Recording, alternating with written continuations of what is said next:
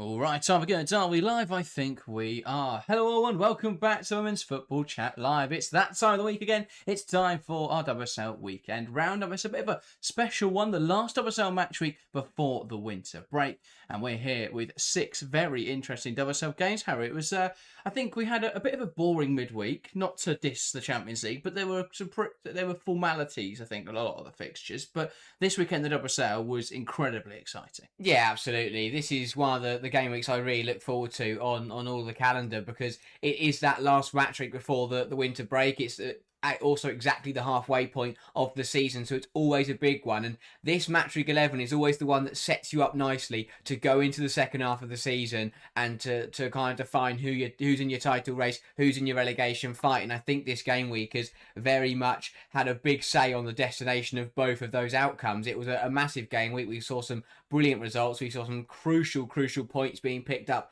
by certain sides, and other teams really didn't perform, and that's now going to put them on the back foot going into next year. But yeah, this game week 11 is it's a massive game week every single year, and once again it delivered a lot of action, and as I said, quite big consequences. Yeah, absolutely. Well, where else to begin this show than with the game at the Leeds Sports Village? Manchester United 3-3 Tottenham, Harry. A bit of a crazy game. United started fast here. I think there's a game really of 3 phases. United started fast. There was intensity. There was urgency. There's a real desire about the way they were playing. They missed a lot of chances, though, and that kind of completely disapparated after the first sort of 20 minutes. Exactly. It was a very unpredictable game, but United started so well. You felt that from that first few moments and the first few exchanges, United were all over Tottenham, and we sat here and we thought, tell you what, here we go again. This is going to be another tight, tough night for Tottenham against a Manchester side, and United are going to bounce back from the midweek. And it looked to be also positive for Skinner and Tottenham. They had Spurs right where they wanted them, putting them under pressure, causing them problems, and going at them hard and fast. And that Tottenham backline was just about coping, but yeah, Tottenham managed to get the ball out, and from then on, once Tottenham got a foot on the ball, United just had absolutely nothing in that first half. It was incredible how I've never seen a performance within 45 minutes that changes so drastically from completely dominating the game. They were miles off it. They looked absolutely knackered. They couldn't lay a finger on Tottenham, and in that last sort of 15 minutes before half time, it was all Tottenham. United still had some flurries, but it was pretty much dominated by Tottenham. Obviously, the 2 goals in there as well, and that was a brilliant spell for the away side. But yeah, United just magically fell away from absolutely nowhere. It felt like that first half should have been won by United, clear as day. But somehow they went into half-time 2-0 down, and I'm sure a lot of that United bench and the players on the pitch were probably thinking, how on earth are we struggling in this football game? Where did all our good performance go? Yeah, absolutely. I think the discourse around this game after the fact has sort of forgotten how good Tottenham were. Before we get into that, though, welcome Phil to the stream, and let's talk about Tottenham, and let's get some graphics on the screen, Harry. Let's get that United Tottenham graphic up. But welcome Phil, welcome if you're just joining in, get involved in the live chat. We're going to start by talking about United Tottenham. Tottenham, though, they turned that game around very quickly, and I thought Tottenham in attacking areas were very precise in this game. They didn't create loads of chances, they didn't come forwards loads, but when they did get the ball, they created clear-cut opportunities, and they finished them off really easily. Yeah, I think it's something we've kind of associated with Tottenham all season so far, is they've been clinical, and I think timing is actually a massive part of football. It's a massive part of sports as a whole, but timing and getting things right is absolutely crucial, because if you can, the way Tottenham went about their job when they got that first goal, that was a real sting to Man United, and the second goal just on the stroke of half time was another big blow. But it was clinical, it was decisive from Tottenham. I think their decision making and their performance in the final third this season has been top notch, and that it happens because they've got some brilliant creators and they've got some great players on the ball who are sometimes unstoppable on their day. But yeah, it's just a perfect combination. That Tottenham front four, it just works so nicely. It's a brilliant mix of experienced players who have been here and been there and done it all before, where linking up with young, exciting attacking players. And it was another really good performance from Tottenham in the final third. When they got the opportunities to go at United, they came at them with pace, with power. They took their opportunities, and they punished United for missing theirs in the opening stages. But yeah, it felt like everything Tottenham did in the final third was really good. And of course, coming away with 2 goals from that first half just shows how being clinical in a game can really determine the outcome of the match.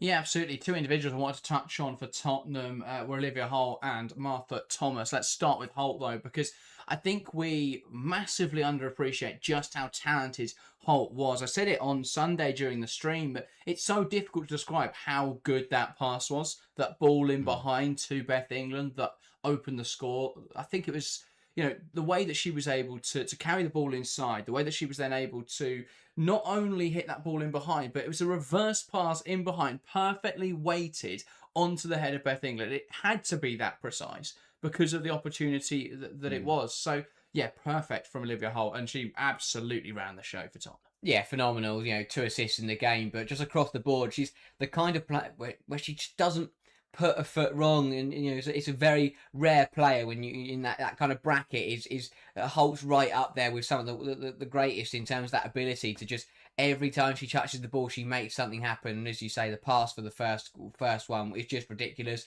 With a player when she's got her back to goal there, and it's so easy to either go backwards to her own defence or to get dispossessed. How many times do we see players they get robbed of possession on the edge of the box there, and then suddenly the opposition break away? But Hull held onto it nicely and just dinks it, and it almost, again, it's very much that Lauren James Caldente bracket of player where it just looks so effortless.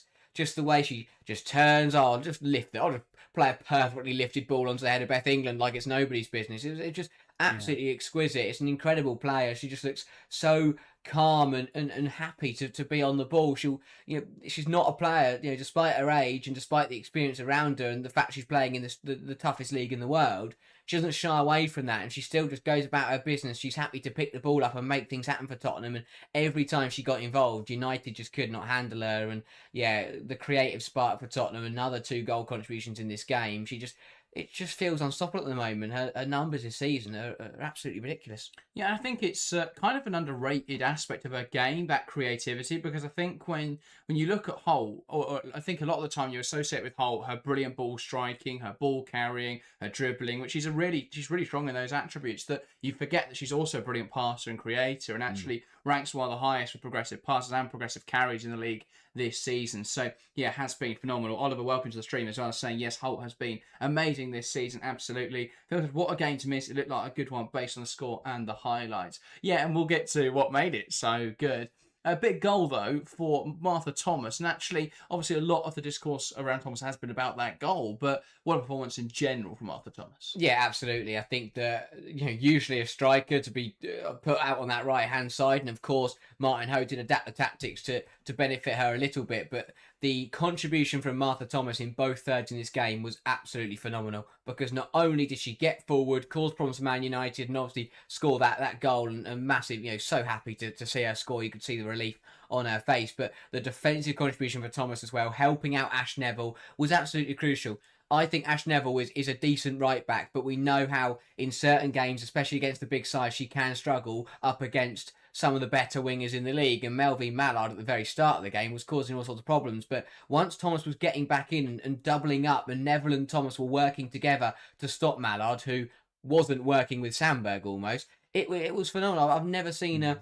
player who's naturally a striker put in such a good defensive contribution on the right hand side. It was a brilliant shift, and I thought because of that contribution she deserved her goal up the other end. But yeah, she was crucial in both thirds for Tottenham, just offered them something different going forwards, and as I say, to help out Ash Neville in the way she did was crucial to stopping Melvin Mallard from doing anything in this game. Yeah, I think it's interesting it went that way, because before kickoff I mentioned how I thought United would double up on Neville, and I don't think they did that well enough. But Thomas made it very difficult for them to double up because she was always tracking back in, and that really made the difference. United defensively, though, really poor.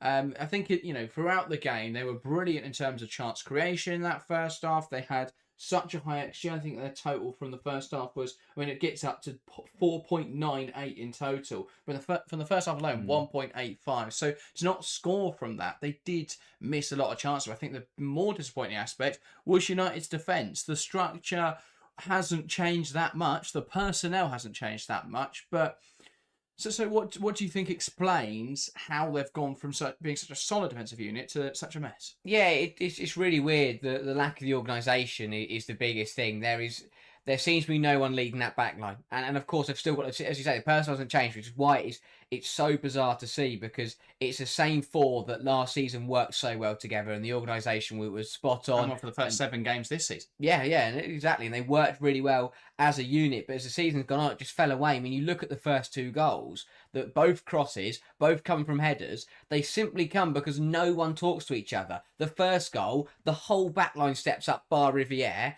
plays Beth England on side, and then Beth England wins a header and scores a goal. The second one, again, they're all doing different things. Janssen and Letitia aren't even in the penalty area at the time that the ball goes in, and it leaves Jade Riviere once again one-on-one with a Tottenham player at the back post, and someone who wins that header. That is so poor from United, defending their own penalty area. The organisation, how are Janssen and Letitia both getting drawn out? That's not good enough, and that causes all kinds of problems, because if your both your centre-halves are gone, who on earth is going to win an aerial challenge in that penalty area? So organisationally, United were all over the place in this game. It just seemed like no one was talking to each other, but also, and again, it comes back down to that fatigue and that lack of rotation, that they haven't got the energy to recover. When Letitia and Janssen got caught out, 9 times out of 10, the whole of last season, start of this season, we'd see Maya Letitia make this brilliant bursting run to try and get back in and probably put off a world-class tackle. But that wasn't there this weekend, and it hasn't been there the last couple of game weeks. There's been mistakes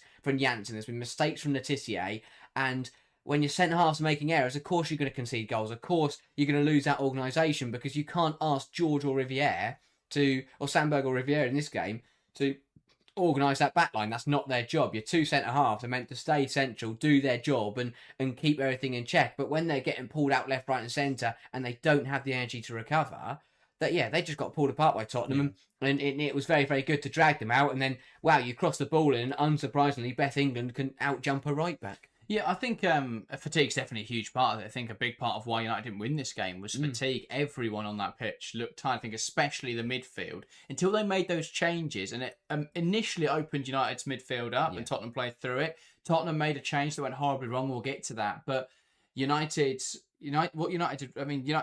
fatigue led to that midfield getting opened up way too early. Way too easily early on. I think the other thing was that they couldn't handle Tottenham's fluidity. What we saw a lot in this game was England pulling wide, Thomas coming inside, Holt pulling wide, England dropping deep. There was a lot of fluidity and flexibility in that Tottenham attacking structure. And that's why I think we saw players drawn so far out of position. I mean, Phil makes a good point as well, saying I've noticed United are still getting Janssen forwards. Last year she was a DM, so plenty of cover to do it. This year it leaves Letitia a little exposed. I think what we saw from both centre-halves, what we've seen throughout the season, is they like to carry that ball forwards. Which, when you've got Sandberg and Riviere who like to get high anyway, it can sometimes leave them a little bit exposed. I will say, however, I think they don't tend to do it when they're high up the pitch. It tends to be when they're deep, and it tends to sort of break that first line of pressure. So I don't think it's too bad. I think the other issue is that fatigue, for 2 different reasons. One is that when they're carrying it out, they do rush it a little bit more. And the other is that then when they lose the ball and make mistakes, they're then miles out of position, so they can't really get back in and recover.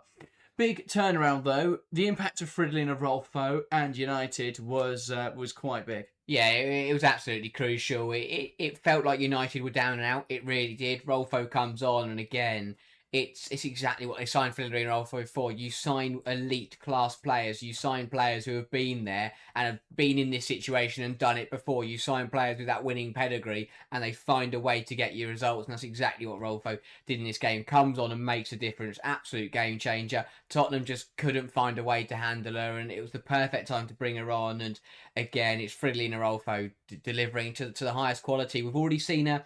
I think this is probably our best game in the WSL. We've already seen Rolfo deliver on the European stage, and obviously got the goal at Atletico Madrid, got the goal against Wolfsburg, even though they went on to lose that game. We have been seeing Rolfo deliver on the European stage, but this time called into action, needed to save United in the league, and she's come on and done exactly that. It was a brilliant performance, a lovely, well-taken double. Don't get me wrong, they weren't the prettiest of goals, but at the end of the day, in that situation, you don't need Rolfo to score you some beautiful finishes. You need Fridolin and Rolfo to put the ball in the back of the net and turn the game around, and that's exactly what she did. Good timing from Skinner to bring her on, and Rolfo to take that kind of responsibility on her shoulders and take to turn the game around. Obviously, of course, she had help, but she pretty much did it on herself. A brilliant double, and very, very important to get United back in the game and to take something from a game that looks they look down and out. Yeah, and I just can't believe Tottenham bottled that. I think with what went wrong for Tottenham, it comes down to a very simple tactical mistake from Martin Ho. And it's very rare, a tactical mistake from Ho, because we don't see them that often. I think he's been a fantastic tactician from what we've seen so far. I think that the way he has been able to rotate different players in, make tweaks in different matches to give them different advantages in different areas is really important. But he did make a mistake in this game. He substituted Molly Bartrip onto the field. He took off, was it Matilda Vinberg? Beth England. Beth England who came off. And they dropped into a 5-4-1. And I think what this did was it just dropped Tottenham too deep. And so rather than United having to break down Tottenham to get into the final third, they were automatically in the final third. And that really tested Tottenham's box defending, and I just don't think they're in the position to handle that, especially since United had taken off Zigiotti by this stage. They'd thrown on Rolfo, they'd thrown on attackers, and so they were able just to camp really high up the pitch, and they just kept putting on these waves of pressure, and Tottenham had no outball, Tottenham had no outlet, causing an issue up the other end. So they just got drawn deeper, and I think that was such a big mistake. I don't doubt that the players were struggling, but I think a smarter move would have been to bring on someone like a Josephine Ryebrink for Beth England, put Ryebrink into defensive midfield and push someone like a Drew Spence higher up the pitch. Instead, he tried to just see out the win, and it didn't pay off. They just dropped way too deep, and it just gave United those pockets of space in the edge of the box to not only create opportunities from and put balls into the area, but also to take shots from. And I think that sustained pressure just led then to eventually the goal was going to come. Yeah, it really surprised me, to be honest, from Martin Ho, because I thought that he should have backed his team. It was very much underdog mentality, but with the lead they had, I thought it was a bit of an oversight to drop that defensive. He should have just trusted his players to get the job done. I think they would have. But as you say, United, they took advantage of that. They kept Tottenham under pressure, and it was a really good push at the very end of the game to turn it around. Better late than never. Was it 94th from Rolfo to pull it back level? I mean, they did try and get the ball out of the net and then go again for a winner, but they ran out of time. But you can see Mallard's face. She grabs out the net, runs. Then she must have seen a clock or something, or just seen that her teammates weren't urging, because then she just stops running. Yeah, I think she realised in the moment they weren't going to do it. But yeah, it was good for United. Of course, it is still a drop of points, and that is a big concern. But to take a point when you're 3-0 down with 25 minutes to go and to come off the pitch with a point is always a decent, it's a very, very good turnaround, and especially against a side of Tottenham's quality. So credit to United for turning it around. They took advantage of that mistake from Ho, but I think neither side will be happy with a point from this game, because although United turned it around, they should have got more, and obviously Tottenham, it's a difficult one to take. Yeah, it's one of those where it feels like a point game for United, but I think it should feel like 2 points drop. They've fallen further away from Arsenal now. They've fallen further away from Champions League. It's dropped out of Champions League qualification, in fact. So I think it's one of those, as we'll get to in a second, that Tottenham will be happy with the result, but the manner in which they lost the win will feel incredibly disappointing. Zingaro makes a really good point in the live chat. Compounding United's defensive problems is that Francois Joyce, not her usual sharp self, otherworldly. She would normally have saved at least 2 of those Tottenham goals. Doesn't look match fit. Completely agree. I think we made this observation on Sunday. This didn't look 100%. I think she definitely could have done better on the Beth England header. The other 2, I think, come down more to defensive issues. But yeah, Talis Joyce, clearly not match fit. But I think after seeing some of the mistakes that Murton Patel made when she was given that opportunity, I think they had to force Talis Joyce back as quickly as they could. So it's one of those. But yeah, I think United were unlucky in the first half. They got the result eventually in the second half. They do drop to 4th though, and they do just look very tired. January is going to be important. As for Tottenham, saw Martin Ho talking about it after the game.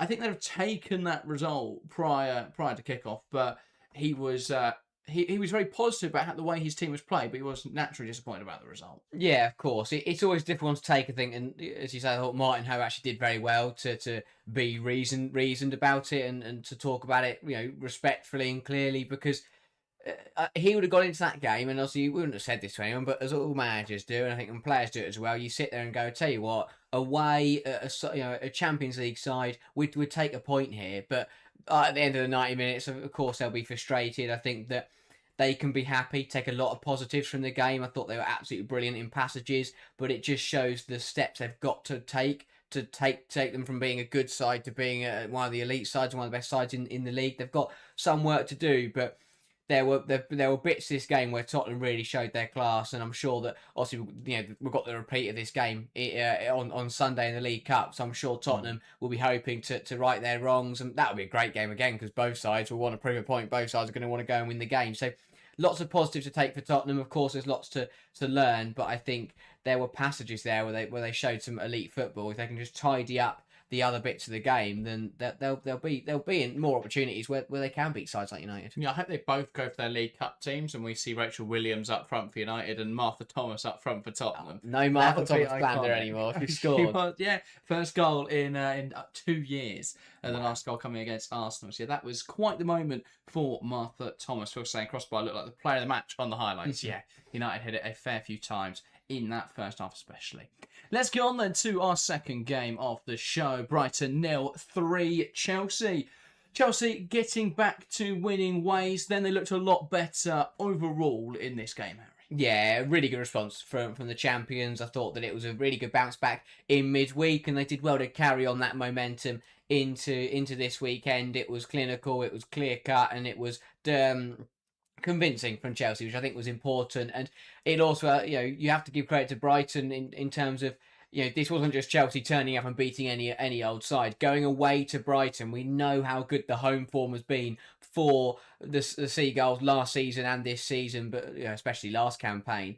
But so it was a really horrible game. It's not an easy fixture for Chelsea to turn up and kind of dominate the game from start to finish. Is very, very impressive, and exactly what the Blues were hoping for going into the winter break. Very disappointing last week, but have done well to bounce back and get back to winning ways and not allow Man City to get further away. But good from Chelsea. I thought it looked really sharp. The ball was moved a lot quicker, and it was just a bit more decisive in the final third. Brighton, they did okay, but there wasn't really much they could do. Chelsea were the better side. Brighton couldn't really offer anything. They were missing a few key players, and I think that really hurt their chances of being able to stop Chelsea winning this game. But overall, a good contest, but Chelsea deservedly won.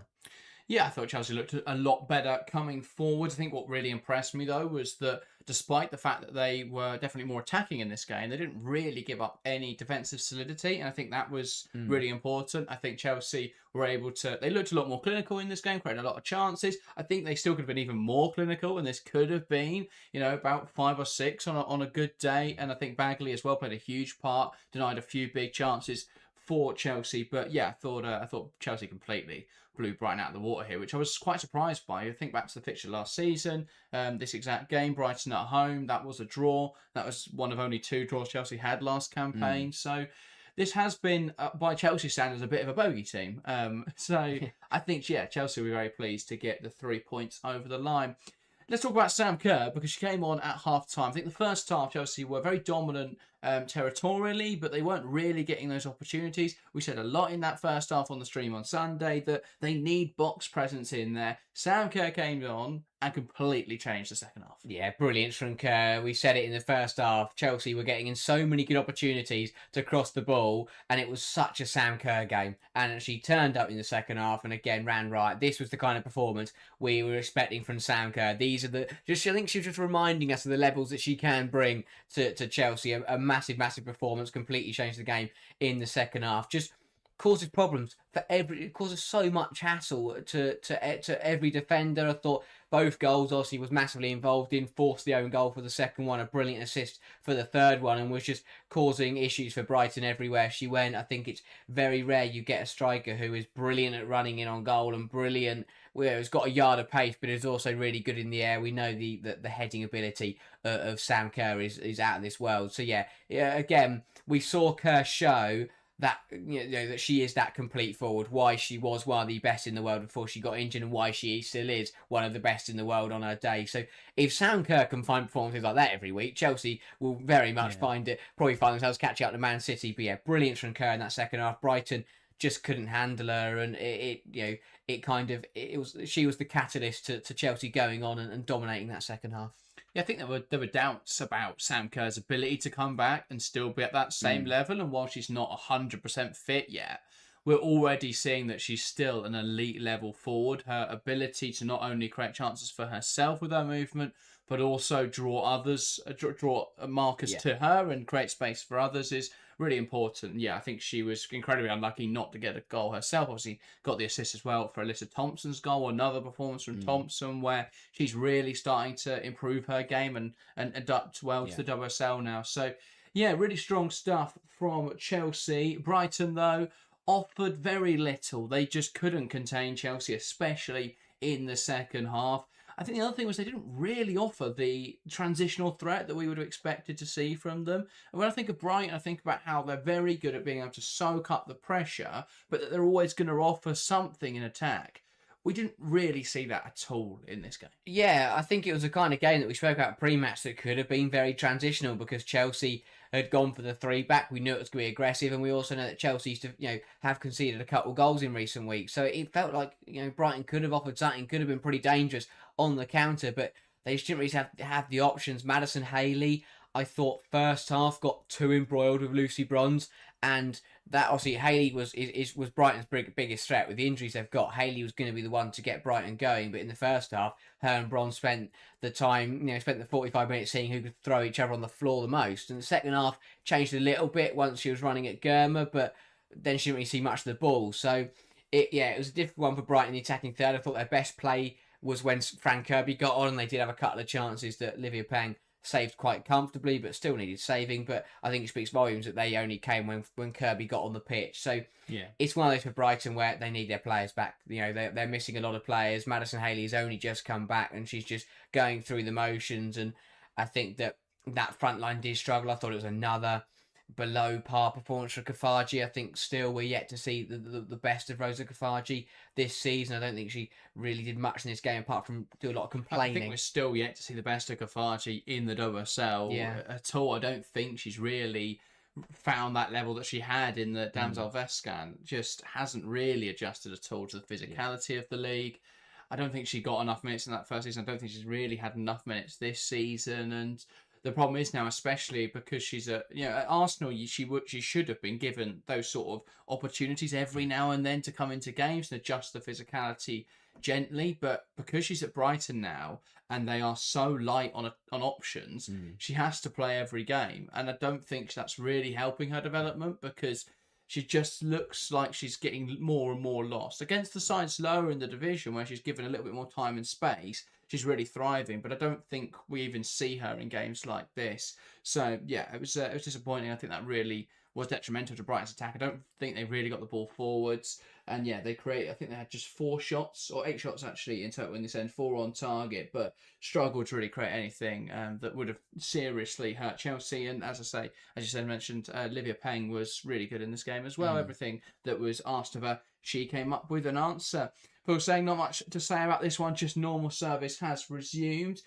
I think after having that unbeaten run, losing a game, and then coming back, I do wonder, coming back and playing so well against Roma, playing this well against Brighton, I do wonder if that unbeaten run ending may have been a bit of a blessing in disguise. Yeah, I think it has probably given Chelsea a bit of a wake-up call. When you are unbeaten for that long, especially with the way that Chelsea probably have got away with a couple of performances this season, I think you can get into that false sense of security, and it kind of becomes a bit of a luxury where you think, okay, well, even if things are going wrong, we'll probably find a way to win anyway because that's what we've done for ages. So I think losing a game may have just been a bit of a kick up the rear for Chelsea, a bit of a wake-up call. And unfortunately for Roma and Brighton, they've been on the wrong end of that. I'm sure Roma were very disappointed. The timing of their game was horrible. But yeah, Chelsea have been ruthless since then. Yeah, I think it has kind of woken the Blues up a bit. And as Phil says, these are the levels that we expect to see from Chelsea. This is exactly what we've got used to over the most of last season. So yeah, it was important for Chelsea. But I do think that unbeaten streak breaking did kind of just make Chelsea sit up a bit and go, well, we're gonna have to start playing better because these performances aren't good enough. Well, just to look at it in a different way, because I'm not 100% sure it was complacency was the issue. I think it was more that there seems to be this release of pressure. I think after having that unbeaten run, Chelsea looked scared to lose a game. It was less that they were like thinking they were going to win every game with no problem. It was more they didn't want to lose desperately. They wanted to keep the run.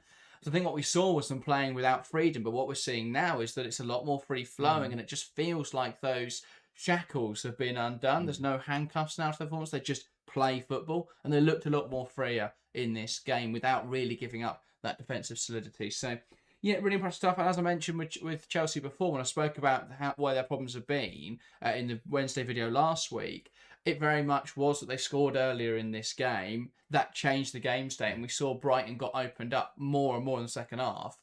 And if, on another day, Chelsea could have found a load more goals in this game, we'll be talking about them in the same manner we will City in just a moment. So, yeah, I thought this was a much better performance from Chelsea. I feel, just responding to that Khadija comment saying, crazy that people are angry at and not get a game at Arsenal. She's miles away from being ready for the level.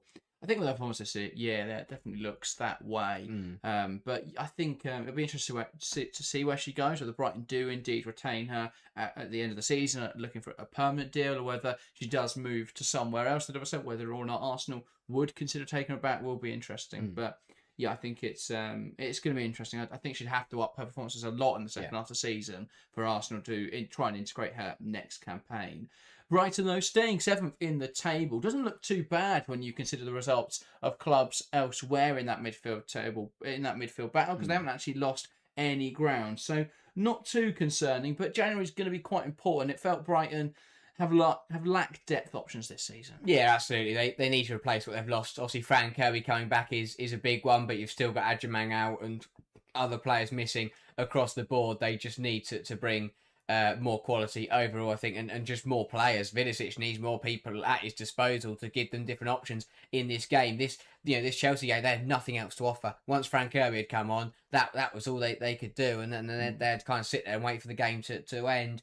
But yeah, Brighton, I don't think they'll be too disappointed with 7th. I think it gives them a good platform to build off, and if they get a good run going in 2026, then they should finish the season in the top half. So I don't think they'll be too disappointed. They'll back themselves to jump London City, but yeah, a disappointing one. Not the way they would have wanted to end the year, but I would, if they get it right in January, I'd feel pretty positive about them in the second half of the season. Yeah, I think Vidicic a really good coach. I think he's been unlucky with injuries throughout his time as manager of Brighton. I think last season we saw them get figured out a little bit in the second half of the campaign, but I think they've been unlucky to be 7th in the table. Expected points models would have them around 5th place, so yeah, I definitely think that they could be in a much stronger position, Brighton. But yeah, this wasn't a very good performance. No. So, but yeah, it's a different way for the year to end. Yeah. But equally, they don't lose ground. I think actually they, out of the midfield battle, which I'd say is that sort of your Villa and your London City and Brighton, they probably gave the best account of themselves this weekend, which isn't saying much, but at least is a small positive.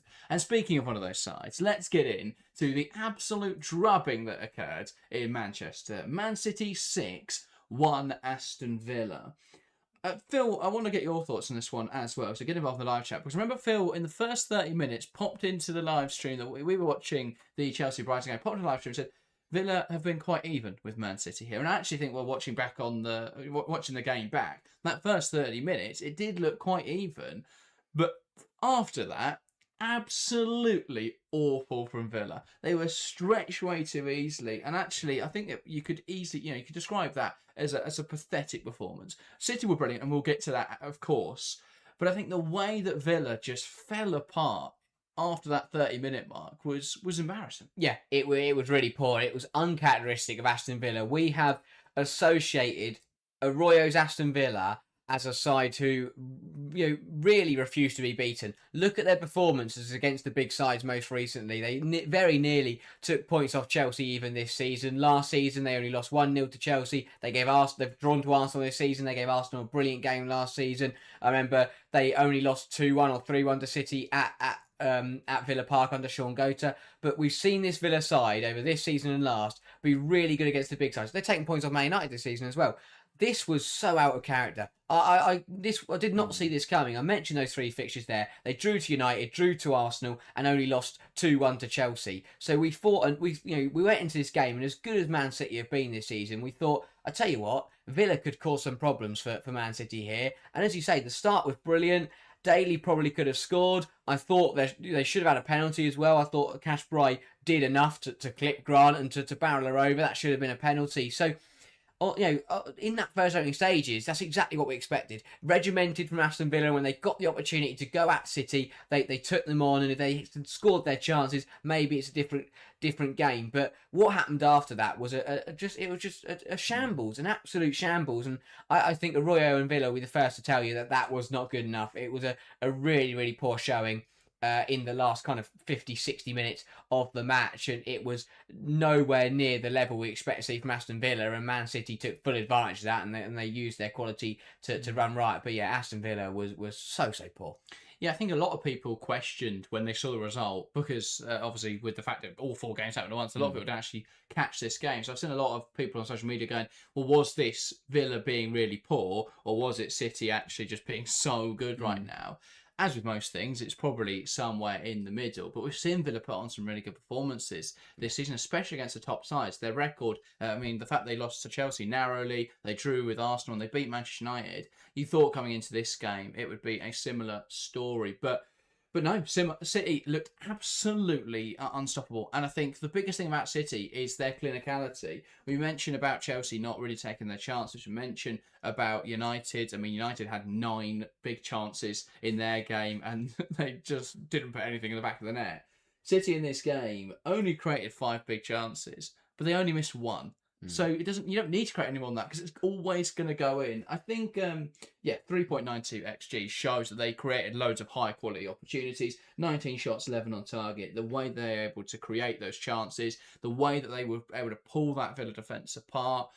It's going to be really interesting to see what happens in the second half of the season. Will teams start to figure out what City are doing, or are they just so good right now that no one can stop them? It's just incredible. It's very much that mentality of we're going to score 1 more than you, or in this case, score 5 more.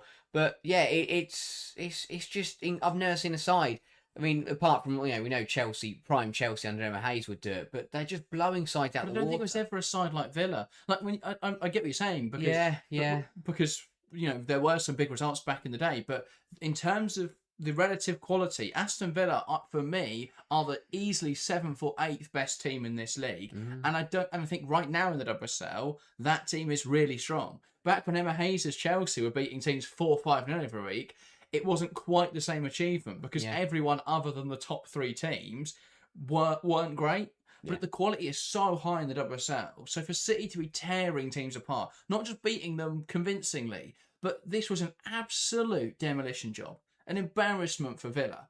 And to be able to do that against a side with the quality of Villa, who we saw put on a really good performance on Thursday, albeit Liverpool were the architects of their own downfall there. But we've seen Villa go to the Emirates this season and put on a show. We've seen them go to United. I think that was away at least. Yeah. And they won that match, and they were the better side for most of it. And then we see them here, and City just absolutely rip them apart. Yeah, it's a luxury, because what they also do is not only is it a demolition, but I mentioned the penalty shout, and I mentioned the chance for Daly. If they go in, that is still 6-3.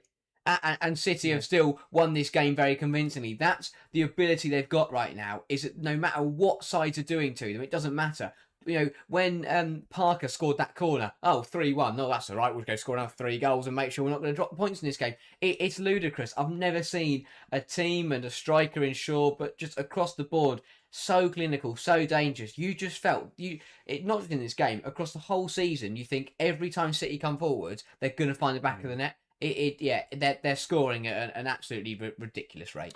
Yeah, a word on Khadija Shaw, because a lot of people talking about how she scored her 100th WSL goal, and 101st and 102nd, and then her 103rd WSL goal in just 120 appearances.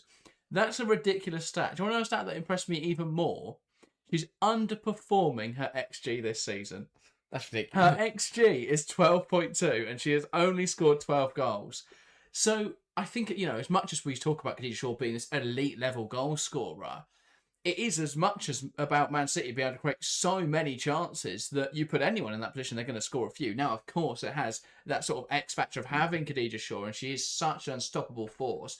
And I think that teams play very differently. She has the same effect as a Haaland, and it sort of goes both ways, because part of it is because she has such a unique skill set where she has this game intelligence to be able to make the right movement, but she's also got the physicality, and she's also got the pace, and she's also brilliant at hold up, and she's brilliant ball striker. She's so well rounded that how do you deal with that? And I think defenders just absolutely lose it. And a pattern this season has been excellent. Yeah. And she made Alessia Russo look distinctly average when they played Arsenal.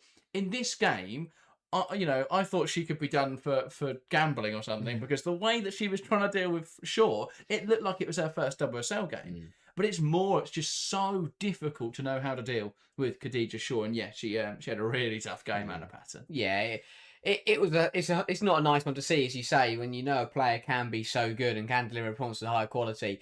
It's just one of those days as a defender when you can't play against Khadija Shaw. You just feel so helpless. What can you do? Right, I'll beat her in the air. Okay, she'll just run past me. Right, I'll take her out. Oh, she'll just ride off the challenge. I'll try and beat her with the ball at her feet. She'll just beat me in the air. You can't do anything. She's got so many different tools in her arsenal, Shaw, that whatever happens, she's just going to hurt you no matter what you do. And it's so hard to contain her. But yeah, she's the best striker in the world. It's so hard to stop her. But 4 goals, I think the goals as well just show that those tools off once again. They're all different things. Some are a good finish, some are in the air. I mean, the fourth was a bit of a stroke of luck. It just hit her on the goal line and went in. She nicked it off somebody else. But still, it's just so adaptable, so versatile, and just causes defenders problems in just so many different ways. Yeah, absolutely. Ridiculous performance from Khadija Shaw, and she is going to be closing in on Viviana Miedemar's WSL record soon. 100 goals now for City in all comps. I'm sure it won't be long until I think she's on 74 or something like that now. Miedemar's record sits at 91. She could do it this season if she keeps up this rate. Yeah.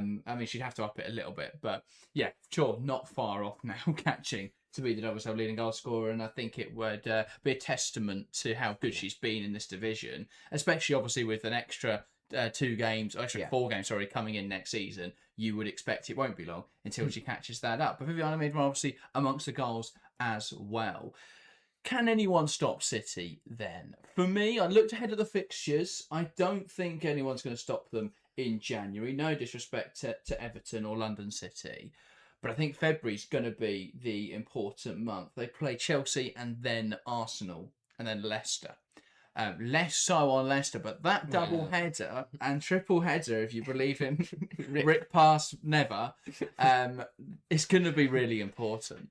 Yeah, that is the crucial time of the season for them. But the way I look at it is they're in the perfect position. Not only are they leading the league, but they've got that buffer. And I said this on stream on yesterday. The buffer they've got now means that to be 5 points clear, and everyone's got to play everyone. You've got a good buffer, because they could afford to draw to all 3 of the top sides, and because they've all got to play each other, there's no way they all gain enough unless Chelsea beat both Arsenal and United. But even then, they'd only be level with City. So and also, it's one of those where I think City are in a position now where as long as they don't lose to, even if they lose to United but they beat the other 2, as long as they don't lose to all of them, I think they're in a really good position, because I think they'll all take points off each other in that second half of the season. So they're in a really good position. And even if they beat Leicester, draw to Arsenal and lose to Chelsea, they'll still be top of the league and have a bit of a buffer. So yeah, it's a great position to be in.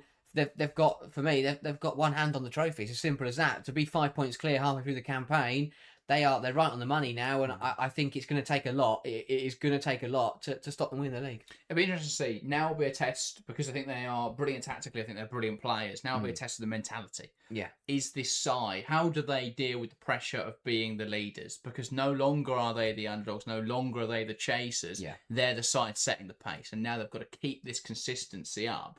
Because Chelsea will be in that conversation, as good as City have been, and Chelsea haven't had the perfect start to the campaign. You can never rule Chelsea out. We've learned that before. City looked like they'd won the title under Gareth Taylor in 23-24, and then Stina Blackstenius happened, and then Emma Hayes and Chelsea went and put 8 past Bristol City, and suddenly the title race was wide open, and Chelsea went on and won it on goal difference. So City can't rest on their laurels, but they're in a really strong position. And even when they were close that season, the big differentiator was that they never were they were were never that far ahead. Mm. And I think it's a similar sort of set of circumstances where they don't have Champions League football, and that's definitely helping. What will be interesting is how they sort of manage rotation with the Subway League Cup and the FA Cup, because you'd imagine they'll be in the Subway League Cup semi-finals. That adds in extra games as well. You'd imagine that they will win their FA Cup game, regardless of who they're drawn against, unless they are as unlucky to draw, a Chelsea, United, and Arsenal. So that then adds a lot more games into that sort of January, February time, and it's going to be interesting what City do if they do anything in the January window. I think they should. If they don't, it could leave them a little bit open if there is going to be an injury, because what we saw them, what cost them the title last time was Khadija Shaw got injured, and I think the same thing would cost them this time. I think they are a better team, and I think they are better tactically. But I don't think they win the title without Khadija Shaw, and I don't think they win the title without Yui Hasegawa, and that can't really afford to be the excuse once again. So City, I think, have got to prepare for that before it happens, because they've been caught out by failing to prepare ahead of time. If they go into January and they come out of it with a defence midfielder backup and a striker backup, I've got no concerns about City going into the second half of the season. So I think they'd be in the perfect position to go all the way. So yeah, it's going to come down to, can City keep that consistency up? Will sides actually figure them out? As for Aston Villa, well, this has tanked their goal difference, and this was an absolutely abysmal performance. A massive shame, to end this first half season on such a bad note. But I don't think it's. I think it's just got to forget this happened more than dwell on it. Yeah, similar to that. I have no fears about Aston Villa whatsoever. It'll be back to the drawing board. They'll go away for the winter break and come back in 2006, and they're completely forgotten that this result happened. We know how good they can be. This game didn't represent their quality. So yeah, I'm not concerned about Villa at all. I think they'll come back in 2006 and still show the quality that we've seen for the majority of the campaign. I still think Villa needed another side who need a decent January, because I think they need someone who's got to put the ball in the back of the net. As good as Kirsty Hansen's been, they have been over-reliant on her, because Salmon and Mullet haven't really performed. And obviously Gabby Nunes is going to come back, so maybe they just wait that out. But I wouldn't be surprised if they were to look in the market there. I think, defensively, this game they look really poor, but equally without Ocean De Landes, without Lynn Vilms, that was always going to be a concern. So, I think, this wasn't a great performance at all from Aston Villa, but we'll see what they get up to after the winter break. Let's get on then to our last three games. We're kicking off with a big 6-pointer at the bottom end of the table. West Ham 2 to Liverpool.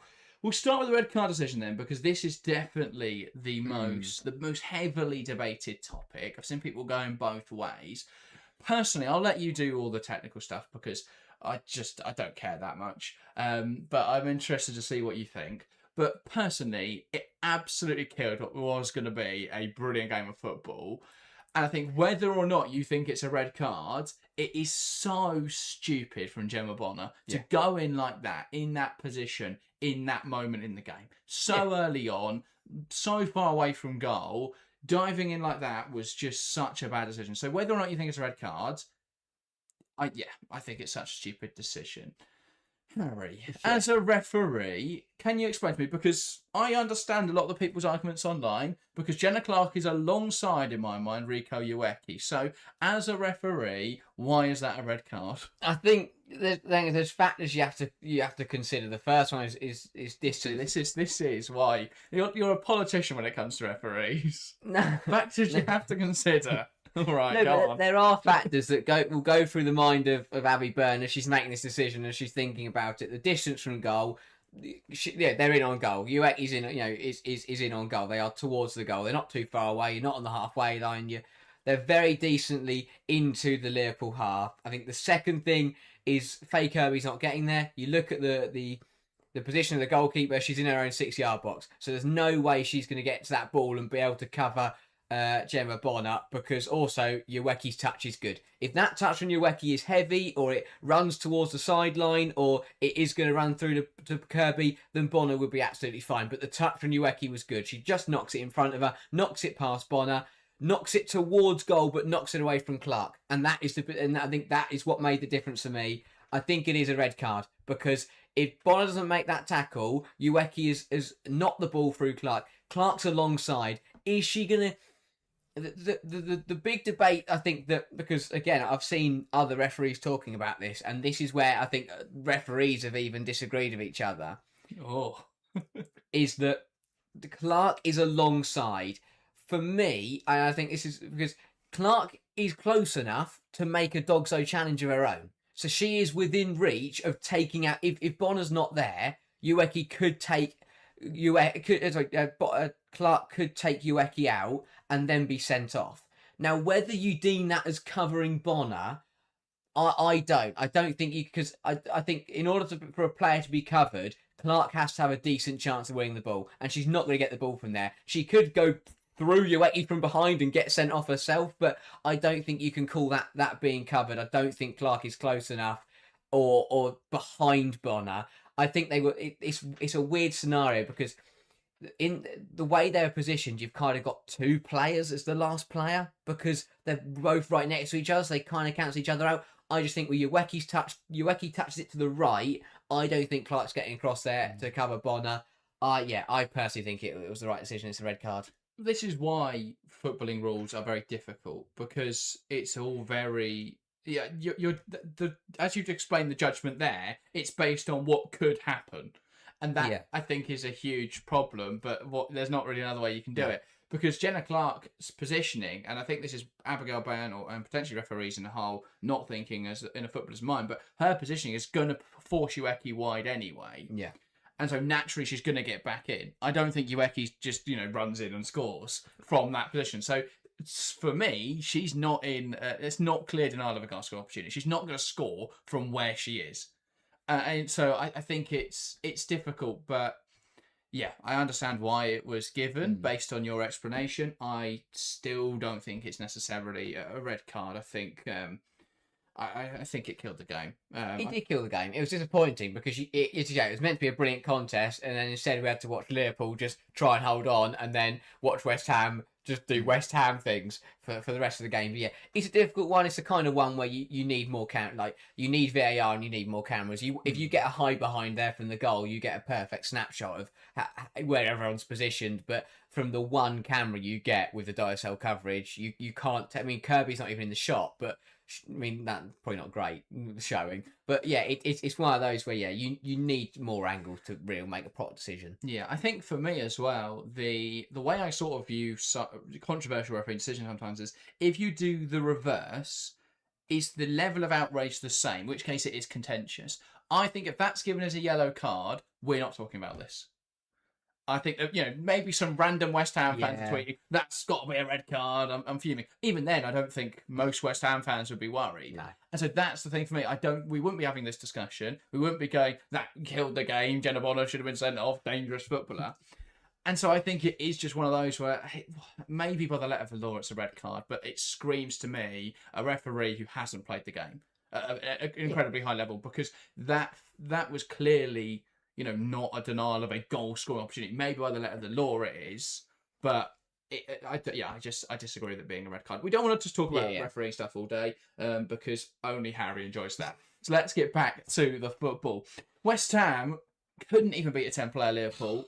Not a great showing from West Ham, really. Lots of chances created, high volume of chance created, but there was nothing that was incredibly clear-cut for West Ham outside of those corners. Yeah, I watched the game back, and as you say, I kind of sat there thinking that there weren't any opportunities where I sat there and went, they should have scored that. Yeah. There weren't any chances where I thought that should have gone in the goal. The amount of times I thought, oh, it's a great cross, and then the camera pans and there's nobody there to turn it home, I thought was surprising. Yeah, West Ham, I really worry for them because they should have won this game. 19th minute with the red card. You have 71 minutes to beat a side who haven't won a game all season, and they still failed to do that. Yeah. And that is, yes, of course, we'll talk about Liverpool in a moment, and they did well, but that is so poor from West Ham. So poor. They had to win this game. Simple as that. They should have taken the opportunities, and they should have won this football match. Yeah. The fact they didn't will be a very disappointing fact. And I think Rayanne Skinner was rightfully frustrated in her post-match interview because they should have got the job done. And yeah, they simple as they should have won this football game. Yeah, for me as well. I mean, when I saw that it was corners, I thought immediately Liverpool would have made some mistakes, and they definitely did. Their box defending this season has been absolutely atrocious. But the West Ham corners were awful. That wasn't like they put it in the air and they were just area dominant. They were really good corners. They were both terrible corners that they managed to convert. But yeah, it felt West Ham should have won this game. Based on the fact there was a red card in the 19th minute, they should have won this game, and the performance just wasn't there. They're in real trouble. West Ham, I mean, they're about to lose Anik Denton. We saw today Juventus have offered to pay her release clause. Very interesting deal. I think that she'll do very well at Juventus because they're good at sort of playing between a 4 and a 5, and we know Denton's great at operating in that sort of role. But that's a massive loss to West Ham. And I don't know, can they spread, however, I don't know what a release clause is valued at, but I can't imagine it's any more than 200,000 tops. Can they spread that across all of their problems? I'm just not sure. And the other issue is that I look at this West Ham squad and actually don't think it's as bad as they're playing at the moment. I really do worry for Rayanne Skinner because I think she's always been a very trusty, WSL level manager. But the way they're playing this season, the fact that you've got players like Amber Tisiak, I mean, she made a massive mistake for that last goal. I don't know why she tried flying in after that moment. Just felt like panicking for West Ham. I guess a bit of desperation by the fact that they hadn't, they needed to get that 3 points desperately, and they hadn't killed the game off. But yeah, players like Vivian Asai, Shakira Martinez, Rico Ueki, the fact that they're not thriving in attacking areas, that midfield I think is still really strong. I think probably could do with some strength out wide. I think Fionn Morgan's done okay, but it feels like they're just all over the place. King of Yemen, good goalkeeper, but they've just not looked good this season at all. West Ham. As for Liverpool, despite that early red card, really encouraging signs. I thought, Thursday was a dampener. Thursday was a game where you went into it thinking maybe Liverpool could put something on here, and 27 seconds in, and we see the same problems, which is that their centre-backs are not up to the level and their goalkeeper's not up to the level. The same issue almost cost them 90 minutes here.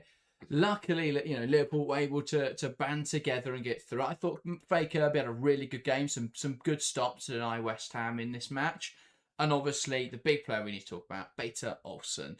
How good has she been this season, despite Liverpool being nowhere? It's incredible, not only to see her performing so well in the side, but as a new player in the league, to come into the side who are currently bottom of the league and look as good as she is, has been absolutely brilliant. She's been a real breath of fresh air for Liverpool this season, and a massive part of why they are still in contention to survive this season. Massive goal, absolutely massive goal. But I think it's her composure in that situation there. Of course, it's an absolute gift from Asai, but knowing how big that point is for your side, just to be able to tuck that past Yemek is absolutely brilliant, and it was crucial for Liverpool. Fair play to them. It wasn't perfect, it wasn't pretty, but when you're down to 10 players for 71 minutes, to come away with a point is absolutely crucial. We could sit here in 11 game weeks time and say that draw kept Liverpool in the relegation fight, that draw kept Liverpool in the league. So yeah, I think we could look back on this as being a crucial performance from Liverpool, got the point over the line, and massive credit to them. Yeah, one that saved Gautier's job, one that could actually, we look back in 11 game weeks time and go, that was where it all went wrong for West Ham. And one other player I wanted to shout out, Mia Enderby, first ever WSL goal, really important that she's finally got that monkey off her back. I was going to say duck, but that's when she's not scored for a while. She's never scored. So good for her to finally get that goal. Would love to see her now take confidence from that. I think she looked clearly quite emotional after, and that's understandable. But yeah, hopefully now she can take confidence from that into the rest of the campaign. Moving on to Everton 1-3 Arsenal. Arsenal actually played quite well. This was a much better performance from Arsenal all round. First 15 minutes, though, absolutely frantic. What was going on in this game, Harry? Just absolutely ridiculous. I think Arsenal, after 7 or 8 minutes, had 96% of the ball. Something stupid like Everton hadn't had a kick, and you thought, oh, this is just going to be one-way traffic. McCabe scores a brilliant goal. Happy days. Oh, what's this happened? He actually scored a goal. No one saw that coming. And it was just, it went from Arsenal dominating, deservedly taking the lead. Oh my days, Everton, they haven't had a kick of the ball, but they're back into the game. Can they push on and use this? And as we were just thinking about that kind of thing happening, they went and conceded again. Absolute carnage. The goals were all crazy. McCabe's was a brilliant effort. Hayashi's was a brilliant effort. Russo's no one even knows who went over the line. Ford then smashed it home for good measure. Russo did get the goal. crazy first 15 minutes. And what I found most funny about it was after all of that, Arsenal were leading, which was probably the deserved and fair result after that first 15 minutes. But yeah, crazy stuff. I think it sums up both their seasons a little bit with how frantic it was, and Arsenal did well after that to just settle down and get back into their rhythm. But a bit of a crazy start, and then it felt like 75 minutes where Arsenal did what they did all season, which was just hold on to a 1-goal margin, not don't look comfortable, don't look nervy. You're a bit of worry that Everton might do something, and then they finish it off at the end with a goal just to put it beyond doubt. But it was good from Arsenal. Everton, I thought they were probably a bit lucky in that first 15 minutes to get that goal. Without that, they may have been knocked off the park a bit more. Yeah, absolutely. I thought it was fascinating to watch Everton's side, who was so disciplined and organised last week against Chelsea, look awful at the back. Yeah. I mean, tracking runs just didn't happen. I think it was just Ruby Mace by herself at the back for most of this game, heading everything away, getting in front of every shot, and just blocking crosses. And yeah, I thought Arsenal looked really good in attacking areas. I thought the using Cadence higher, having a midfield three, which was able to be really fluid, worked really nicely, because having Cadence in that higher role, and then Cadence was able to pull wide at times to get involved, but she was also able to drop deep, and someone like one of Cooney Cross or Little would go up and replace her, and they were able to have this really fluid midfield three, and it made it really difficult for Everton. I think Everton's midfield really struggled in this game. Yeah. Just got pulled apart. It didn't help. It was a midfield pivot of Claire Wheeler, who I don't really think is at the level, and Ornella Vignola, who is a left winger / striker. That definitely didn't help. But the way that Arsenal were able to move the ball around them in central areas, they were able to create width really well with Mead on the right and McCabe holding it on the left. Yeah, I think that worked out really well for Arsenal. And what we saw were these triangles where they would knock the ball, and there was an opportunity where just no one made the run, but they pulled Ishikawa wide, and Mace was still in the box, having to deal with Russo, and there was this huge pocket of space that if anyone had made that run in there at the right time, they'd have had loads of space to work with Arsenal. So it's definitely coming together a little bit now for Arsenal. I thought this midfield three looked a lot better. I think this is sort of the direction they've been trying to go in all season, but the problems they've had is that they've tried to use players like Frida Marnham in that role, it didn't really work. They've tried to use Victoria Pelova, that didn't really work either. I think this midfield three, the combination of Caldente, Cooney Cross and Little, is really well rounded. Now, massive mistake from Caldente, and that cost them. Outside of that, Everton didn't offer anything, and I think it was interesting. I mean, Arsenal's defenders haven't been great, but the centre halves haven't been great this season. And they didn't react to this goal again. Really poor. I mean, Phil saying the same thing. Really good. Just a shame we had the blunder and a centre-back pairing who didn't react to it. Yeah, someone's got to get out and rush that. As much as Caldente makes the first mistake, Cooney Cross busts her gut to try and get in front of it. Centre-backs stand there watching. Yeah. And that was so poor again. But outside of that, I don't think Everton did enough to really put their Arsenal centre-halves under pressure. Gargo got a few loose balls every now and then to work with, but they offered very little. I thought as well, when they brought off Kelly Gargo and then brought off Ornella Vignola when they were chasing the game, utterly bizarre. I thought Sorensen, his tactical outset from the start didn't work. His substitutions looked absolutely bewildering. Yeah. Why they put Karen Holmgard in midfield, why it was just, I couldn't make sense of anything they tried to do in this game. Yeah, with the players that were coming on into different roles. I mean, I think playing players out of position to gain a tactical advantage is fine, but they didn't gain a tactical advantage. They lost one. They lost an edge. The Vignola wasn't able to get forwards. Vignola, think of her best performance against Liverpool. It's playing as that striker, getting in behind centre halves who aren't great aerially. But rather than having to compete with them, it was waiting for them to make the mistakes and then getting in behind. But they didn't use that in this game. I think they've been better off using sort of Vignola as that outlet forward, having Gargo maybe as another striker up there, as someone that can win the ball, get that knockdown. Think of Mia Enderby's goal this week, where Becker Holson wins that header, and then Enderby's able to latch onto it. If they could get that combination with Olsen and Enderby, then with Gargo and Vignola, you create something, but they did nothing in this game, Everton. They were awful, but take nothing away from Arsenal. Looked really fluid, really creative. Super impressed with how Arsenal played in this game. Leah Williamson back as well from injury, which was good to see. One thing I want to touch on, Russo really struggling to finish. Another game with a load of missed chances. I know people will bring up that she scored in this game. She didn't. It hit her and went in. She's really struggling to actually score goals this season. One goal against opposition in the top 8 that came in the Chelsea game. Lots of missed chances again in this match. What the question is, why is she so undroppable then? Because performance level hasn't been there this season, but we never see her benched and Blackstenius come in. Even when Blackstenius starts, Russo's in the 10.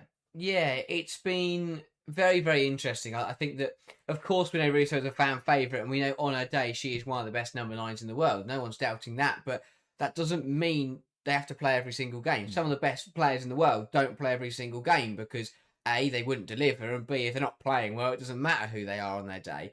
And I think it has coincided weirdly with Blackstenius coming into form. It seems that Blackstenius hitting a purple patch is being kind of shunted out of the way to keep starting Russo even when she's not playing well. And that will be a bit of concern for Arsenal because surely, although Russo, of course, is the better striker and on her day is the better player that is better than Blackstenius, surely when you've got your Arsenal Football Club, you've got 2 very, very good strikers, just play whichever one's on form. Right now, that is Blackstenius. If Russo's got in better form, you play Russo. But right now, Blackstenius is an informed striker. It's a player. It feels it's a really.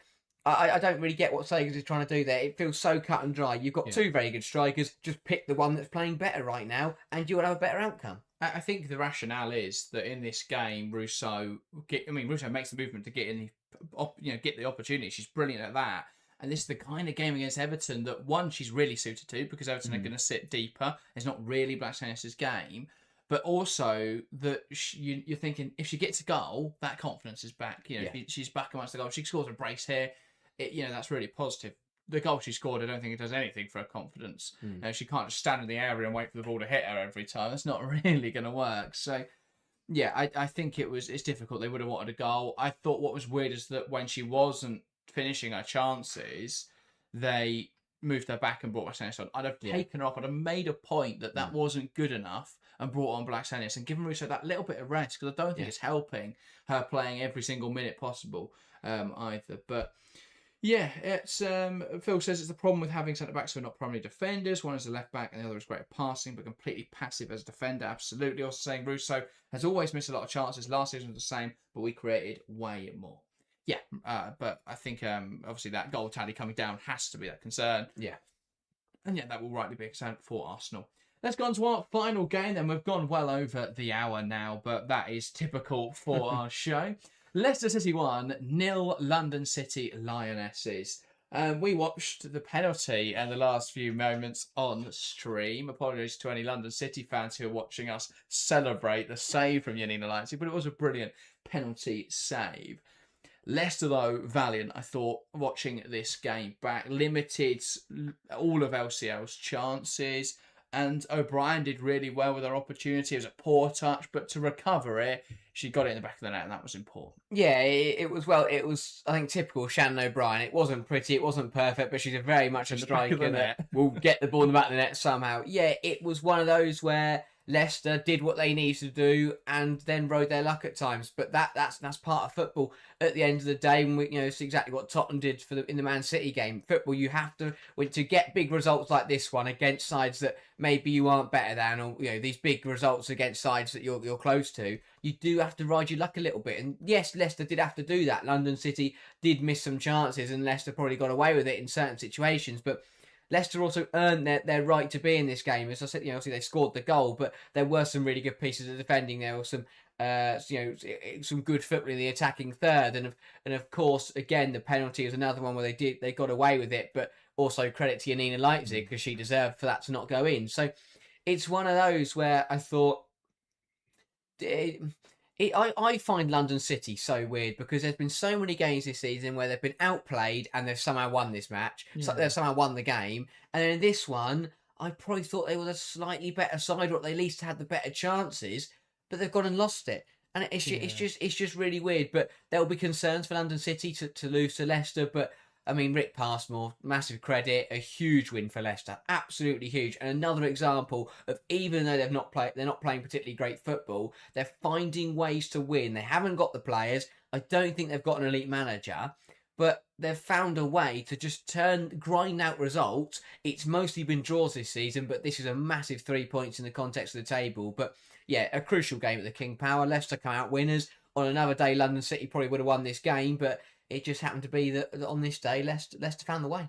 I think London City are really difficult to analyse because I can never decide if they are a team that don't create good chances but do well with taking them, or a side who do create big chances but aren't very clinical. And I've realised it's because actually they're somehow both, in that there are certain games this season where they have been really bad creators and then overperformed and scored. It's weird. The games they've won, they create nothing and win. And then the games they lose, they create loads of chances and score none of them. Yeah. It's so weird. How do you analyse that? How do you look at that with any sort of like understanding? It's just so difficult. London City just lose the games they should win and win the games they should lose. It is not normal. That doesn't make any sense. There's no statistic. There's no reason that should be happening, and it's just a weird quirk of football, really, isn't it? Where sometimes you just look at it and go, this is just completely illogical. I don't think Goodwin had a particularly good game here, but London City though didn't create. It's one of those, they somehow created 5 big chances but a total XG of just 1.0. Considering how many chances they created, you'd expect, a higher XG tally. Obviously, there was the penalty in there, which is one of those big chances and accounts for 0.7 of their total XG. So that's 1.7 XG, but 0.7 is that penalty. So, yeah, I think, London City, another game where they had a lot of the ball, but I wasn't impressed with what they managed to create. Yeah, Isabel Goodwin really struggled. 0.57 XG. I think she converted that into just 0.38 XGOT, so she's not really making much of those shots. And 2 big chances missed as well in this game. It's just not good enough, really, from Goodwin. I do wonder if London City may look in the market. I was looking at their squad list the other day at where they might need a signing.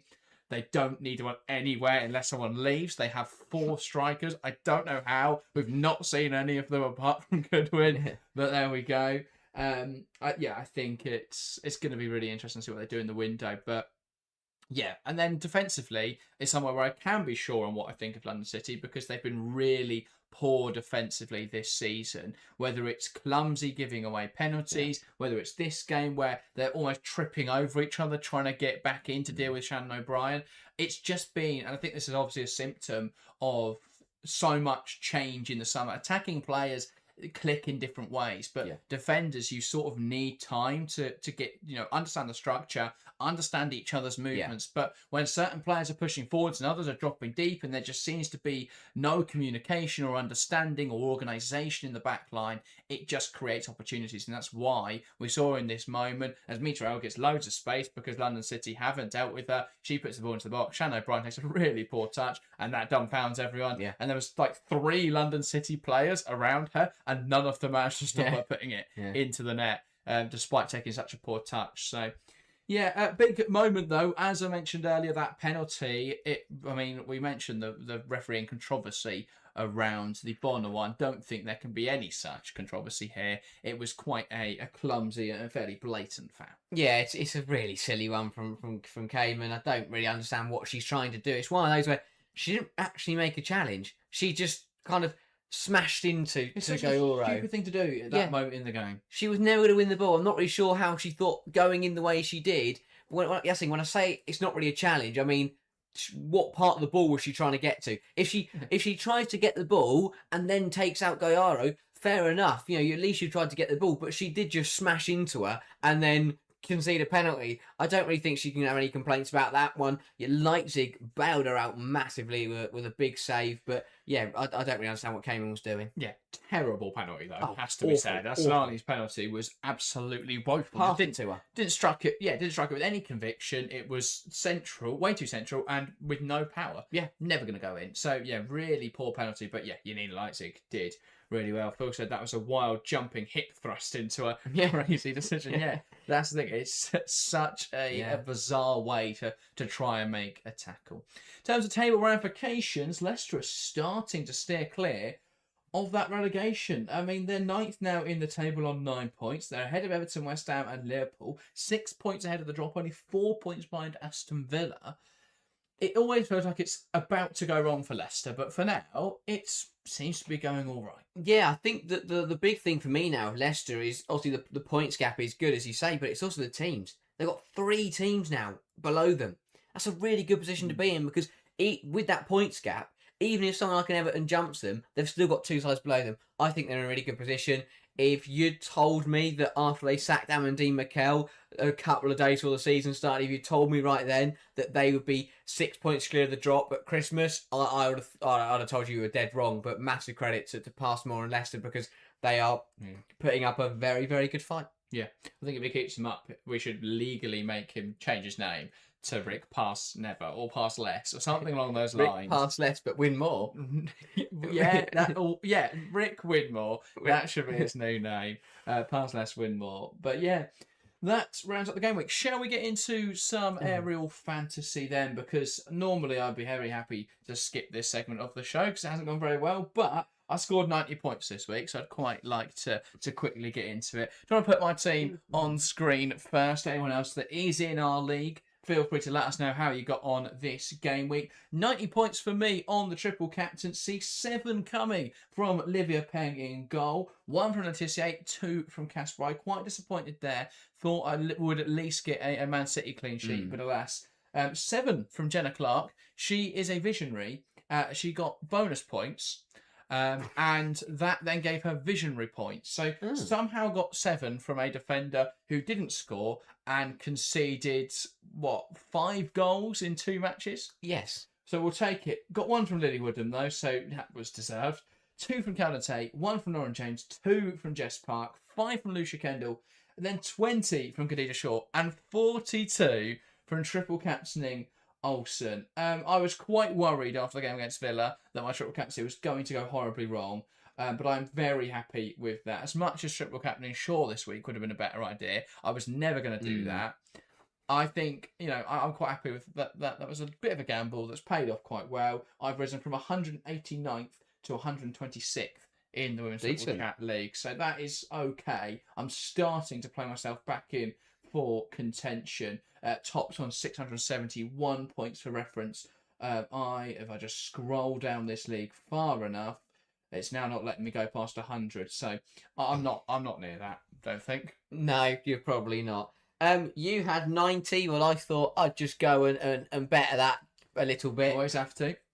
So I came out with a big 103 from this match week. Some really good picks in there.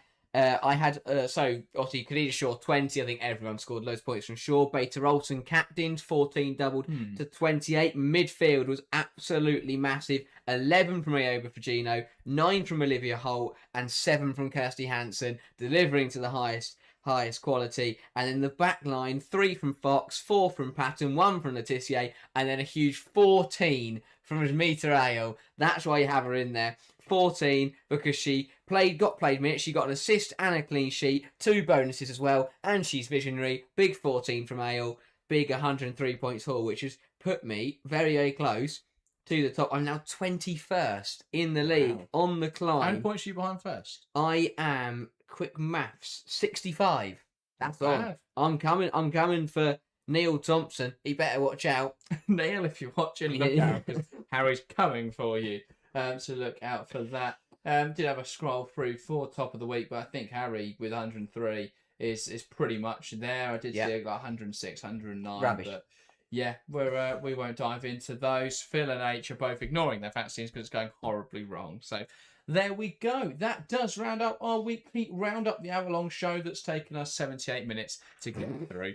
That is how we do it round here. That, though, is everything from us this week. If there is anyone watching that hasn't checked out our videos from last week, go and give those a watch. And look out on Wednesdays, we're going to be dropping a video about the Women's Champions League. And then we're going to be live for the Women's Champions League in the evening. Join me on Thursday. It's just me here. But at 12 o'clock on Thursday, we'll be reacting live to the Champions League draw. We'll find out all of the knockout phases. Not only will we find out the knockout playoff round ties, but we'll also find out the draw and the seeding for the rest of the tournaments. I'm looking forward to that on Thursday. Join me for that because I won't have anyone to talk to. So I'd quite like some people in chat to talk to. That, though, is everything from us today. Hope you have enjoyed. Thank you guys very much for watching, and we'll see you next time.